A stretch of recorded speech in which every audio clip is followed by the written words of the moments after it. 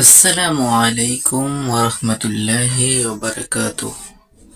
কেমন আছেন সবাই? কি করছেন? কোথায় কি জানি না। যেখানে আছেন থাকবেন ভালো সুস্থতা।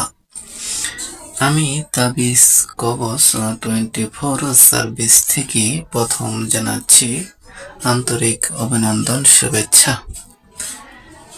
আপনারা যারা এভাবে অলৌকিকভাবে কিছু হাজির করার চেষ্টা করেন, আপনার টাকা পয়সা মার দিয়ে চলে গেছে কোনো ব্যক্তি, তাহলে আপনি কি করবেন এই অবস্থায়? আপনারা আমাদের এই ভিডিওর সাথেই থাকবেন এবং আমার চ্যানেলটি সাবস্ক্রাইব করবেন, মূল্যবান মতামতটা দিয়ে যাবেন। আমিও যারা সাবস্ক্রাইব করে যাবেন এবং ভিডিওটি দেখবেন তাদেরকে আমি একটি সুন্দর নিয়ম বলে দিব। যদি আপনাদের কোনো ব্যক্তি টাকা পয়সা নিয়ে উধাও হয়ে যায়, কিংবা আপনার স্ত্রী কিংবা ছেলে কিংবা বোন কিংবা মেয়ে কিংবা বাবা হারিয়ে যায়, তাহলে আপনি তাদেরকে কিভাবে খুঁজে বের করবেন? খুঁজে বের করতে হলে আপনাকে অবশ্যই কোনো না কোনো মাধ্যম নিতে হবে। হয়তোবা আপনি আদালতে করবেন জিডি, নতুবা অন্য কোনো চেষ্টা করবেন। আপনি আদালতে জিডি করবেন, ঠিক আছে, কিন্তু আপনাকে একটি এমন আমল শিখাইয়া দিচ্ছি আমি। যদি আপনি এই আমলটি করতে পারেন ঠিক মতো, আল্লাহ চাহে আপনি যার উদ্দেশ্য করে আপনি কি করছেন, তাকে খুঁজছেন, তাকে ইনশাল্লাহ পেয়ে যাবেন খুব তাড়াতাড়ি। তাহলে আপনাদের কি করতে হবে? প্রথমে আমার চ্যানেলটি সাবস্ক্রাইব করুন, লাইক ও কমেন্ট এবং শেয়ার করুন, এবং আপনি আমার অনুমতির মাধ্যমে এই কাজটি করুন। ইনশাআল্লাহ 100% সফল হবেন। তো যাই হোক প্রিয় বন্ধুগণ, তাহলে আসুন কথা বলি। কি আমল করবেন? আপনার যদি কোনো ব্যক্তি হারিয়ে যায়, টাকা পয়সা নিয়ে চলে যায়, প্রথমে ওই ব্যক্তির ছবি সংগ্রহ করবেন এবং তার নাম, তার ঠিকানা, তার বাবার নাম, তার মায়ের নাম সংগ্রহ করবেন। করার পরে তার ব্যবহৃত যদি কোনো কাপড় থেকে থাকে, তাহলে সেই কাপড়টি আপনি সংগ্রহ করবেন এবং ছোট্ট একটা পুতুল কিনবেন।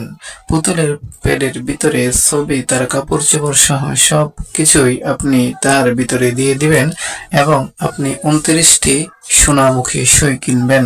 29টি সোনামুখী সুই কিনবেন। সুই কেনার পরে আপনি কি করবেন? সুই কেনার পরে আপনি তাবিজটি এই সব কিছু তার ভিতরে ভরে, পুতুলের ভিতরে ভরে আপনি এই কবচটি লিখবেন। এবং কবচটি লেখার সময় অবশ্যই আপনি শনিবার কিংবা মঙ্গলবার দিন রাখবেন, মাগরিবের নামাজের পর। লেখার সময় নিয়ত করবেন যে আল্লাহ, আপনি আমার উদ্দেশ্য পূর্ণ করে দিন। আমলটি শুরু করার আগে আপনি সূরা ইখলাস, কুল হুয়াল্লাহু আহাদ 7 বার পড়বেন, দরুদ শরীফ 7 বার পড়বেন, যে কোনো দরুদ। তাহলে আর একটি কবচ লিখবেন। কবচটা কেমন আমি দেখিয়ে দিচ্ছি। এই কবচটি লেখার পরে আপনি ওই কবচটি লিখে এই পুতুলের ভিতরে ভরে দিবেন এবং এই পুতুলটিকে একটি পাতিল কিনে পাতিলের ভিতরে রেখে, পাতিলটা ঢাকনা দিয়ে ঢেকে দিয়ে তার উপরে কমপক্ষে 10 কেজি ওজন রেখে একটি নিরিবিলি জায়গায় রাখবেন, যেখানে কেউ নাড়াচাড়া করবে না। ইনশাআল্লাহ 7 দিনের ভিতরে আপনার ব্যক্তি হাজির হয়ে যাবে। তাহলে আসুন আপনাদেরকে আমি সেই তাবিজটি দেখাই, কোন তাবিজটি আপনি করবেন।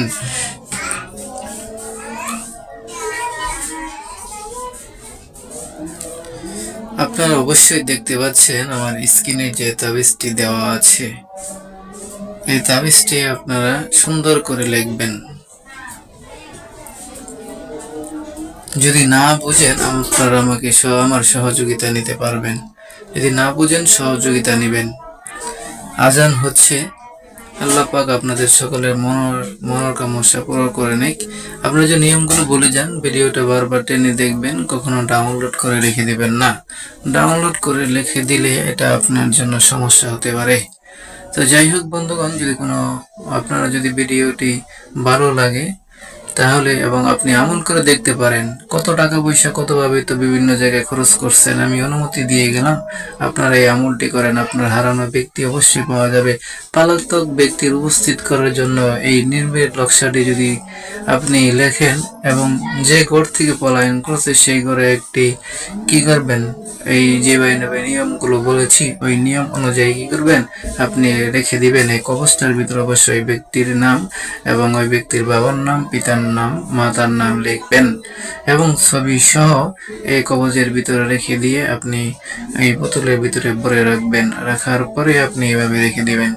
ধন্যবাদ। যদি না বুঝে থাকেন আপনারা আমাকে জানাবেন। আপনারা এই কাজটি করার পরে সফল হলেন না বিফল হলেন অবশ্যই জানাবেন।